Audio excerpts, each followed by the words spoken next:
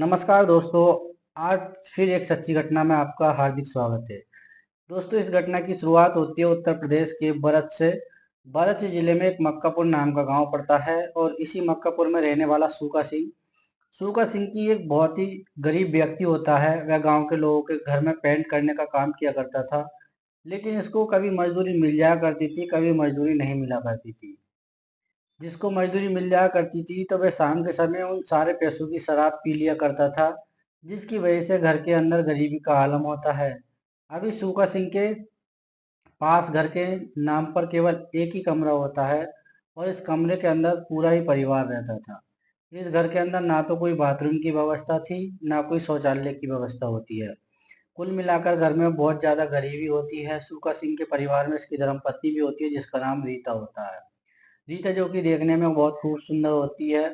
पूरे गांव में इस बात की चर्चा होती है कि सूखा सिंह की पत्नी रीता देखने में कितनी खूबसूरत है।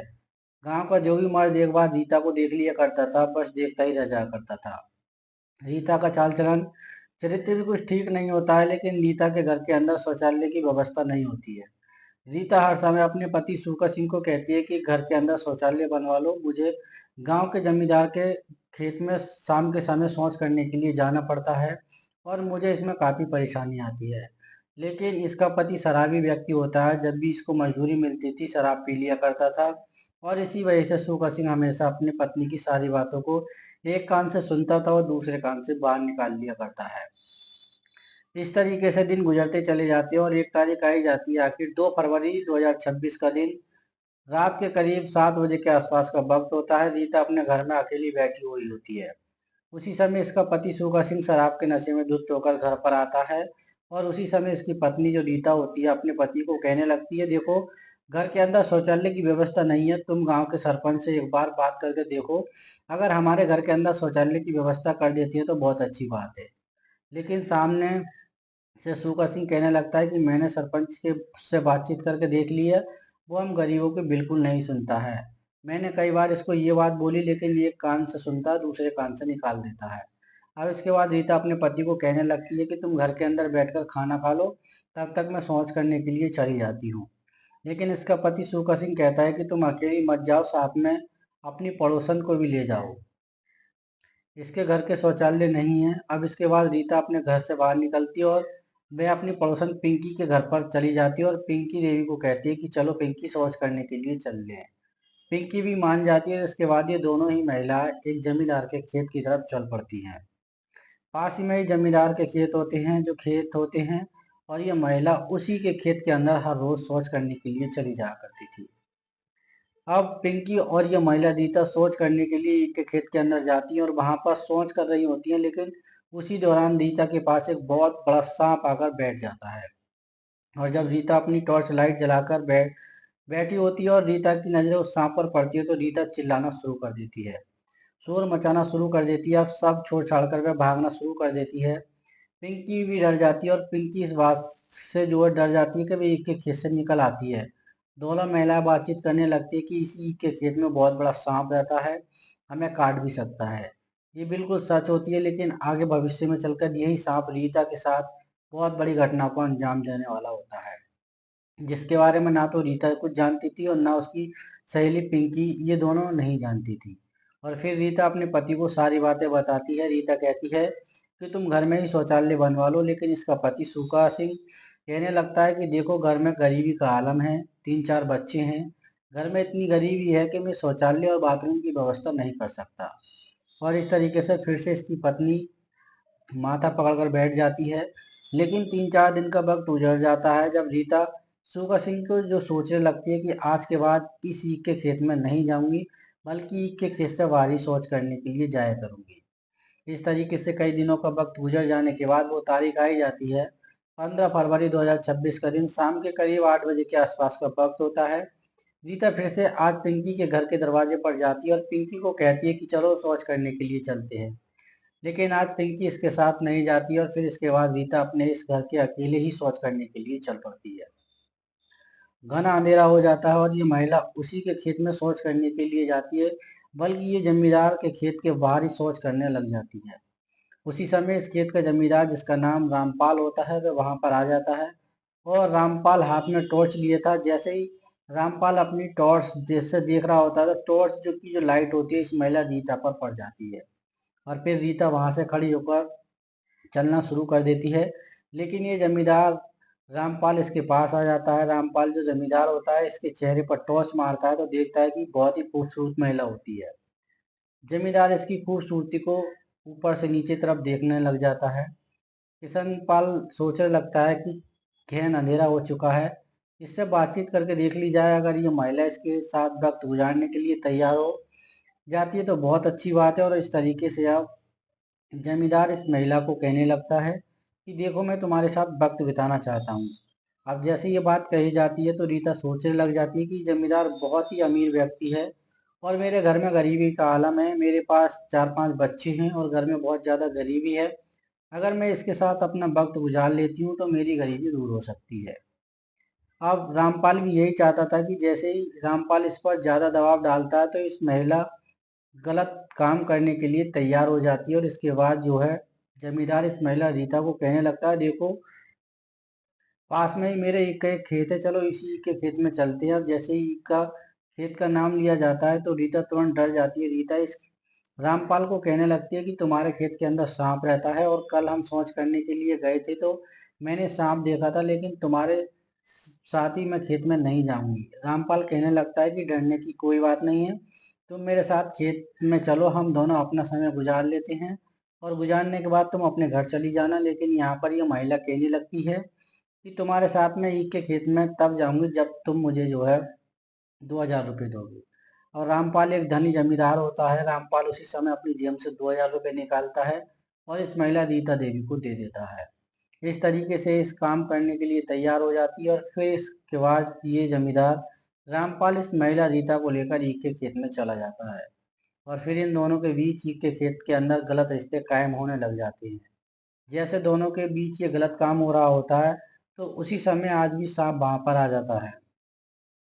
लेकिन रामपाल जमींदार अपने साथ लाठी रखता था जिसकी वजह से रामपाल जमींदार उस सांप को वहीं से भगा देता है और आज भी ये महिला बाल बाल बच जाती है। साथ में किशनपाल भी बच जाता है। अब जो इसके बाद ये महिला के साथ गलत रिश्ते तब तक कायम करता है जब तक इसका मन नहीं भरता है। जैसे ही इन दोनों का काम खत्म हो जाता है तो ये जमींदार कहने लगता है देखो मुझे तुम हर रोज मेरे खेत में आ जाया करो, मैं तुम्हें हर रोज पैसे दिया करूंगा और पैसे देने के बाद तुम्हारे साथ वक्त गुजार लिया करूंगा, क्योंकि तुम देखने में बहुत खूबसूरत सुंदर हो और तुम्हें तो पता ही है मेरी पत्नी नहीं है। और इस तरीके से ये महिला अब इसके पैसे लेने के बाद अपने घर पर वापस आ जाती है। बीच रास्ते में रीता इस बात को सोचने लग जाती है कि ये जमींदार मेरे घर की गरीबी को दूर कर सकता है। और जैसे जैसे इसके मन में ये विचार आने लगते हैं तो रीता अब सोचने लग जाती है कि अब इस जमींदार को मैंने अपने जाल में फंसा लिया है। जितने भी इस गांव के बड़े धनी जमींदार हैं उन सभी को मैंने अपने जाल में फंसाना है और अपनी गरीबी को दूर करना है। अपने घर के अंदर बाथरूम तैयार कराना है, शौचालय भी तैयार कराना है और अपना घर भी तैयार करना है। ये सारी बातें ये महिला सोचने लग जाती है। आज के समय में ये महिला अपने घर पर आ जाती है। जैसे तैसे करके पूरी रात गुजर जाती है। लेकिन आगे भविष्य में चलकर जो जमींदार एक के खेत के साथ वहीं इस महिला के साथ बड़ा कांड करने वाला था, इसके बारे में महिला रीता कुछ नहीं जानती थी। और इस 2-3 दिन का वक्त गुजर जाता है। वह तारीख आई जाती है आखिर 20 फरवरी 2026 का दिन सुबह के करीब 8:30 बजे का आसपास का वक्त होता है। उसी समय जो जमींदार होता है वो रीता के घर पर आता है। रीता को कहता है कि तुम्हारे पति से मिलना चाहता हूँ। इसका पति सूखा सिंह उसी समय घर में बैठा होता है। सूखा सिंह से मिलता है और कहता है कि सूखा सिंह तुम्हें मेरे घर के अंदर पेंट करना और पेंट जैसे ही तुम करोगे तो इस काम के लिए मैं तुम्हें अच्छे खासे पैसे दूंगा। सूखा सिंह तुरंत खुश हो जाता है। अब इसके बाद जो है जमींदार कहने लगता है कि तुम आज से ही मेरे घर में चलो और तुम्हें कामकाज समझा देता हूँ, फिर इसके बाद मेरे घर के अंदर कामकाज करना शुरू कर देना। सूखा सिंह कहता है कि चलो मैं तुम्हारे साथ तुम्हारे घर पर चलता हूँ। और इस तरीके से रामपाल अब रिंकू सिंह को लेकर अपने घर पर चला जाता है। रिंकू सिंह को सारे कामकाज समझा दिए जाते हैं। सामान पहले ही लिया गया था। इस तरीके से सूकाराम को जैसे ही सारा कामकाज समझा दिया जाता है तो रामपाल सूकाराम को कहने लगता है कि देखो सूकाराम तुम्हें आज से ही मेरे घर में पेंट करना शुरू करना पड़ेगा। रिंकू सिंह उसी समय इसके घर के अंदर पेंट करना शुरू कर देता है।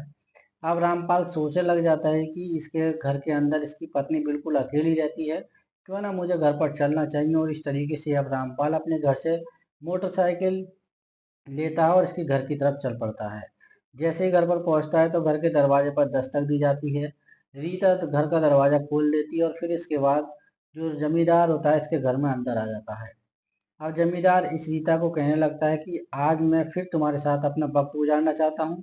लेकिन वो कहने लगती है कि घर के अंदर मेरे 3-4 छोटे बच्चे हैं, वो हमें देख सकती हैं और इस समय दिन ये हमारे पास नहीं है।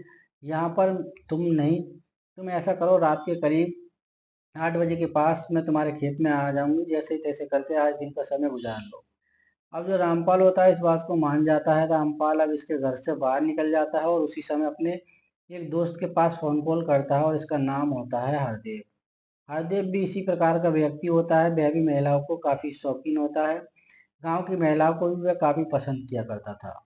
अब इसके बाद जो रामपाल होता है हरदेव के पास फोन कॉल करता है, उसको अपने पास बुलाता है और कहता है कि चलो आज मेरे खेत में बैठकर पार्टी करते हैं और फिर शाम के समय मेरे पास कोई खूबसूरत महिला आने वाली है। हरदेव भी खुश हो जाता है। इसके बाद किशनपाल और हरदेव ये दोनों बैठकर ठेके पर जाते हैं और वहां से बोतल लाते हैं, खरीदते और शराब पीने के बाद ये दोनों रामपाल के खेत में आकर बैठकर शराब पीने लग जाते हैं। आज पूरा दिन ये दोनों दोस्त बैठकर शराब पीते हैं और जब दोनों को गहरा नशा हो जाता है तो इसके बाद ये दोनों अपनी प्रेम कहानी खोलना शुरू कर देते हैं। रामपाल हरदेव को कहने लगता है, देखो हमारे गांव की एक महिला है जिसका नाम रीता है। वो देखने में काफी खूबसूरत और सुंदर है और कल मैंने उसके साथ खेत के अंदर अपने वक्त गुजारा था और आज रात भी सौंच करने के लिए मेरे खेत में आने वाली है। हम दोनों मिलकर उसके साथ अपना वक्त गुजारने वाले हैं।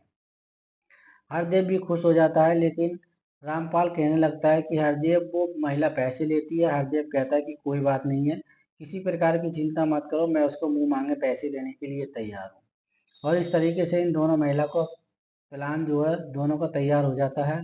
अब ये बैठकर लगातार शराब पी रहे होते हैं और रामपाल ये बात सोच रहा होता है कि कब पूरा दिन गुजरे और कब रात होगी, और जैसी रात होगी तो आज वो महिला मेरे खेत में आएगी, फिर हमें अपने काम को अंजाम देंगे। दूसरी तरफ शाम के करीब 6:30 बजे का आसपास का वक्त हो चुका होता है और सूखा सिंह जमींदार रामपाल के घर के अंदर पेंट कर रहा होता है। और अब सूखा सिंह सोचने लग जाता है कि उसकी जो मजदूरी का समय है वो पूरा हो चुका है, अब उसे घर पर चलना चाहिए। इस तरीके से सूखा सिंह का रामपाल के घर से बाहर निकलता है और अपने घर पर आ जाता है। अपने घर पर आने के बाद वह अपनी पत्नी से मिलता है और अपनी पत्नी रीता को कहने लगता है, देखो रीता, आज के बाद जो भी मैं मेहनत मजदूरी करता रहूँगा और मेहनत मजदूरी करने के बाद जितने भी अब मेरे पास पैसे आएंगे उन सभी पैसों से अपने घर के अंदर एक शौचालय बनवा लूंगा और साथ में ही एक बाथरूम भी बनवा लूंगा। अब जैसे ही रीता अपने पति की इन सारी बातों को सुनती है तो रीता कहने लगती है, देखो शौचालय बनवाने की कोई ज़रूरत नहीं है, क्योंकि पास ही में एक खेत है, मैं खेत में जाकर शौच कर लेती हूँ, लेकिन घर के अंदर एक बाथरूम बनवा लेना। रीता सिर्फ इस बात को सोचने लगती है कि इस सोचने के बहाने अब इस गांव के जमींदार से मिलती रहेगी और इसके साथ अपना वक्त गुजारती रहेगी और उनसे पैसे लिया करेगी। और इस तरह से अब जो महिला होती है, रीता लालच की वशीभूत हो जाती है। इसके बाद रीता अपने पति के लिए खाना तैयार करती है, लेकिन इसका पति आज भी कुछ पैसे लेकर आया था। रिंकू सिंह कहने लगता है कि मैं थोड़ी सी शराब पीकर आता हूँ और फिर आकर मैं हम खाना खाएंगे। रीता अपने मन में सोचने लग जाती है कि उसका पति तो शराबी बन चुका है, ना तो रात के समय वो मुझे अपना समय देता है और ना ही वह मेरे सपनों को पूरा कर सकता है। अब वो कहने लगती है, जल्दी से आ जाना, तब तक तुम्हारे साथ तुम्हारे लिए खाना तैयार करती हूँ। इसके बाद सूखा सिंह शराब के नशे में धुत होकर रात के करीब 8 बजे के आसपास अपने घर पर आता है और अपनी पत्नी से खाना मांगता है। इसकी पत्नी जल्दी जल्दी में इसको खाना खिलाती है और फिर इसके बाद इसका पति सूखा सिंह खाने के बाद अचानक ही चारपाई पर लेटकर गहरी नींद में सो जाता है। करीब रात के 5:15 बजे के आसपास वक्त हो चुका होता है। रीता अपने मन में सोचने लग जाती है कि जमींदार रामपाल उसका खेत में इंतजार कर रहा होगा, उसे खेत में चलना चाहिए और इसको शौच करनी है। और इस तरीके से यह महिला रीता अपने घर से बाहर निकलती है और फिर इसके बाद रामपाल के जमींदार खेतों में चल पड़ती है। और जैसे ही वहां पर खेतों में पहुंचती है तो टॉर्च लाइट जलाकर देखती है तो वहां पर रामपाल जमींदार बैठा होता है, साथ में उसका दोस्त हरदेव भी बैठा होता है। ये दोनों वहां पर बैठकर शराब पी रहे होते हैं। रीता इन दोनों के पास चली जाती है और इसके बाद जैसे ही हरदेव की नज़र रीता पर खूबसूरती पर पड़ती है तो हरदेव अपनी दोस्त रामपाल को कहने लगता है, देखो रामपाल, ये महिला तो बहुत ही खूबसूरत है, मुझे बहुत ही अच्छी लगी है और आज से मैं इसके साथ वक्त जरूर गुजारूंगा। रामपाल कहने लगता है कि इसको पैसे चाहिए। हरदेव कहता है कोई बात नहीं, मैं पैसे देने के लिए तैयार हूँ, लेकिन रीता इन दोनों को कहती है कि मुझे पैसे देने के बाद जल्दी से अपना काम खत्म करो और काम खत्म करके मुझे अपने घर भी लौटना है। इसके बाद ये महिला वहां पर दोनों दोस्त कहने लगते हैं कि पहले कौन जाएगा। तभी जो रामपाल जमींदार कहने लगता है कि पहले मैं इसके साथ अपना वक्त गुजारूंगा, लेकिन हरदेव अपनी जीत पर अड़ जाता है। हरदेव कहता है कि पहले मैं इसके साथ अपना वक्त गुजारूंगा। अब इस बात का ये महिला रीता फायदा उठाती है। रीता कहने लगती है कि तुम दोनों में से जो भी मुझे अच्छे खासे पैसे देगा, मैं उसके साथ अपना वक्त गुजारूंगी। और इसके बाद हरदेव कहने लगता है कि रामपाल, देखो तुम धनी व्यक्ति हो, तुम ही पहले चले जाओ। लेकिन यहाँ पर रामपाल कहने लगता है, हरदेव तुम पहले चले जाओ। और इस तरीके से दोनों के अंदर बहस होना शुरू हो जाती है। रीता कहती है कि तुम जल्दी से अपना काम खत्म करो, नहीं तो मैं अपने घर पर जा रही हूँ। अब जो है रामपाल और हरदेव को कहते हैं, तो हरदेव तू ही पहले चला जा। इस तरीके से अब हरदेव सिंह इस महिला रीता को लेकर ईख के खेत के अंदर चला जाता है। दोनों ईख के खेत में चले जाते हैं। फिर इसके बाद हरदेव और रीता के बीच गलत रिश्ते कायम होने लग जाती हैं। हरदेव और रीता तब तक गलत काम को करते हैं, तब तक इन दोनों का मन नहीं बढ़ जाता। लेकिन आज रीता नहीं जानती थी कि उसके साथ बहुत बड़ा कांड होने वाला था और दोनों ही अपनी मर्जी से लगातार एक ईख के खेत के अंदर अपने गलत रिश्ते कायम कर रहे होते हैं। ये दोनों मिलकर तब तक इस गलत काम को करते हैं, तब तक इन दोनों का मन नहीं बढ़ जाता है। और जैसे इन दोनों का मन बढ़ जाता है, तो इसके बाद हरदेव कहने लगता है कि अब मैं तुम्हारे पास अपने दोस्त रामपाल को भेजता हूँ। हरदेव उसी के ईख के खेत में से बाहर जाता है और अपने दोस्त रामपाल के पास आ जाता है। रामपाल को कहता है कि तुम जल्दी से चले जाओ, महिला के साथ अपना वक्त गुजार लो। फिर वे अपने घर की तरफ चलते हैं। इस तरीके से अब रामपाल उसी के खेत में अंदर चला जाता है जहाँ पर ये महिला रीता पहले से बैठी हुई थी। और इस तरह से अब जो रामपाल होता है, रीता के साथ अपना वक्त गुजारना शुरू कर देता है। इसके बाद अपने उसके साथ गलत रिश्ते कायम करने लग जाता है और ये दोनों तब तक इस गलत काम को करते हैं, तब तक दोनों की इच्छा की पूर्ति नहीं हो जाती। लेकिन दूसरी तरफ हरदेव सिंह लगातार रामपाल और इस रीता के खेत से बाहर निकलने का इंतजार कर रहा होता है। लगभग 25 मिनट का वक्त गुजर जाता है और फिर इतना वक्त गुजरने के बाद हरदेव अपने मन में सोचने लगता है कि रामपाल और रीता ईख के खेत से बाहर क्यों नहीं आए हैं। ऐसा क्या है, दोनों ईख के खेत में क्या कर रहे हैं। हरदेव अपने मन में सोचने लग जाता है कि चलो 15 मिनट और इंतजार कर लेते हैं, जैसे ही दोनों बाहर आ जाएंगे तो फिर हम गाँव चले जाएंगे। लेकिन ईख के खेत के अंदर तो बहुत बड़ा कांड हो चुका था, जिसके बारे में हरदेव कुछ नहीं जानता था। इसके बाद 15 मिनट का वक्त गुजरने के बाद हरदेव उसी ईख के खेत के अंदर जाने के लिए तैयार हो जाता है। हरदेव टॉर्च लाइट लेकर के ईख के खेत में घुसता है तो इन दोनों की तलाशना शुरू कर देता है। काफी देर तक वह अपने दोस्त जो है रामपाल और इस रीता की तलाश करता है, लेकिन दोनों कहीं पर दिखाई नहीं देते हैं। और थोड़ी देर के बाद हरदेव की नजर जो है रामपाल के शरीर पर पड़ती है, तो रामपाल को देखकर हरदेव काफी डर जाता है। रामपाल उस महिला रीता की लाश के पास बैठा था, उसके हाथ में एक बड़ा सा डंडा भी होता है। हरदेव रामपाल के पास आता है और कहता है कि यार महिला कैसे मर गई। तभी वह रामपाल अपने दोस्त हरदेव को कहने लगता है कि हरदेव देखो, जैसे ही मैंने अपना काम पूरा कर लिया था, तो ये महिला मुझसे कहती है कि मुझे शौच करनी है और तुम मेरे साथ इसी के खेत से बाहर निकलना। और जैसे ये महिला रीता यहाँ पर ईख के खेत के अंदर शौच कर रही होती है, तो वहां पर एक सांप आ जाता है और जैसे ही सांप इनके नजदीक आता है, तो वह इसके प्राइवेट पार्ट पर काट लेता है, जिसकी वजह से इस महिला रीता की मौत हो गई। अब हरदेव और रामपाल ये दोनों वहां पर काफी डर जाते हैं। रामपाल हरदेव को कहने लगता है, हरदेव देखो, इस महिला की मौत मेरे ईख के खेत में हुई है और पुलिस हम दोनों को गिरफ्तार कर सकती है। चलो ऐसा करते हैं, इस महिला की लाश को कहीं दफना कर देते हैं। हरदेव कहता है कि चलो मेरे खेत में ही दफन कर देते हैं, लेकिन रामपाल का मन नहीं मानता था। रामपाल कहने लगता है, देखो पास में ही एक बड़ा सा कारखाना है और उस कारखाने के पास एक बहुत बड़ा खाली प्लाट पड़ा है, उसमें लोग अक्सर मिट्टी भी डालते रहते हैं, चलो वहीं पर रीता की लाश को हम ठिकाने लगा देते हैं। हरदेव भी मान जाता है। इसके बाद ये दोनों पास के वहां पर मोटरसाइकिल भी होती है और उस वहीं पर जो है कस्सी होती है। ये दोनों इस महिला की लाश को लेकर मोटरसाइकिल पर बैठा लेते हैं, साथ में कस्सी भी ले लेते हैं और फिर इसके बाद जो रामपाल होता है, मोटरसाइकिल चलाना शुरू कर देता है। थोड़ी देर के बाद ये दोनों इसी के खेत से बाहर निकलकर उसी कारखाने के पास पहुंच जाते हैं। तब तक काफी अंधेरी रात हो चुकी होती है। फिर इसके बाद ये दोनों दोस्त उस प्लाट में पहुंच चले जाती हैं। प्लाट में जाने के बाद उस प्लाट के अंदर दोनों गड्ढा खोदना शुरू कर देती हैं। लगभग 1 घंटे तक ये दोनों वहाँ पर गड्ढा खोदते रहती हैं। अब जैसे ही रामपाल और हरदेव दोनों गड्ढा खोद रहे होते हैं, तब वहाँ पर कारखाने से बाहर निकलकर एक मजदूर पहुँच जाता है। उस मजदूर का नाम रोहन होता है। रोहन मजदूर इस प्लांट के अंदर जो है काम किया करता था। रोहन कुमार मजदूर की नज़र जैसे ही इन दोनों पर पड़ती है, तो रोहन देखता है कि ये दोनों एक गड्ढा खोद रहे हैं।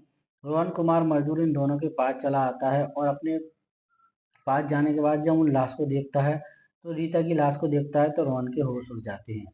रोहन की आंखें फटी की फटी रह जाती हैं। रोहन कुमार मजदूर वहां से भागना शुरू कर देता है, चीखना चिल्लाना शुरू कर देता है। अब वहाँ पर 4-5 मजदूर इकट्ठा हो जाते हैं। 4-5 मजदूर जैसे ही वहाँ पर इकट्ठा होते हैं, तो गड्ढा खोदते हुए देखते हैं और पास में लाश पड़ी हुई देखते हैं, तो ये सारे मजदूर मिलकर इस रामपाल और हरदेव को मौके पर पकड़ लेते हैं। इन दोनों को वहाँ पर पकड़ कर बैठा लिया जाता है और इनसे पूछने लगते हैं कि ये लाश किसकी है, लेकिन दोनों वहाँ पर कुछ नहीं बोलते हैं। मजबूर होकर रोहन कुमार मजदूर अब नज़दीकी पुलिस स्टेशन में फ़ोन कॉल करता है। करीब 1 घंटे के बाद मौके पर पुलिस पहुँच जाती है। पुलिस जैसे ही घटनास्थल पर पहुंचती है, तो इसके बाद उस महिला रीता का शव बरामद कर लिया जाता है। शव को पोस्टमार्टम के लिए भेज दिया जाता है। इसके बाद पुलिस इन दोनों को गिरफ्तार करती है। गिरफ्तार करने के बाद रामपाल और हरदेव को पुलिस स्टेशन ले जाया जाता है और पुलिस स्टेशन में ले जाने के बाद दोनों की जमकर पिटाई की जाती है। जैसे इन दोनों की पिटाई हो रही होती है, तो किशनपाल और हरदेव दोनों की पुलिस के सामने कहने लगते हैं, देखो हमारे खेत में हम दोनों के साथ अपना वक्त गुजारने आई थी, और जैसे ये महिला हम दोनों के साथ वक्त गुजार लेती है, तो फिर ये महिला कहने लगती है कि मुझे शौच करनी है, और ये महिला शौच कर रही होती है। उसी समय सांप इसके प्राइवेट पार्ट में काट लेता है, जिसकी वजह से इसकी मौत हो जाती है। लेकिन पुलिस इन दोनों की बात पर विश्वास तक नहीं करती, और इसके बाद जैसे ही 3 दिन का वक्त गुजर जाने के बाद जो महिला का पोस्टमार्टम की रिपोर्ट सामने आती है, तो पुलिस को पता चलता है कि जो इस महिला की मौत हुई है, वह सांप के काटने से ही हुई थी। लेकिन फिर भी पुलिस इन दोनों के खिलाफ चार्जशीट तैयार कर लेती है। ये बात भविष्य के घर में छिपी है कि जज साहब आखिर रामपाल और उसके दोस्त हरदेव को क्या सजा सुनाने वाले हैं। लेकिन इस पूरे घटनाक्रम के दौरान रीता लालच की वशीभूत हो जाती है, और वह इन दोनों जमींदारों के साथ वक्त गुजारने के लिए खेत में आ जाती है। और खेत में वक्त गुजारने के बाद इस महिला की सांप के काटने के कारण मौत हो जाती है। इस महिला रीता ने इन दोनों जमींदारों के साथ अपने गलत रिश्ते कायम करने के लिए 2 पैसों के लालच में आकर अपनी जान तक गंवा दी। दोस्तों, इस पूरे घटनाक्रम को सुनाने का उद्देश्य मेरा किसी की भावना को या किसी का दिल दुखाना नहीं था, बल्कि आपको जागरूक करना था, आपको सावधान करना था। दोस्तों, मिलते हैं फिर किसी ऐसे घटनाक्रम के साथ। तब तक के लिए जय हिंद, वंदे मातरम।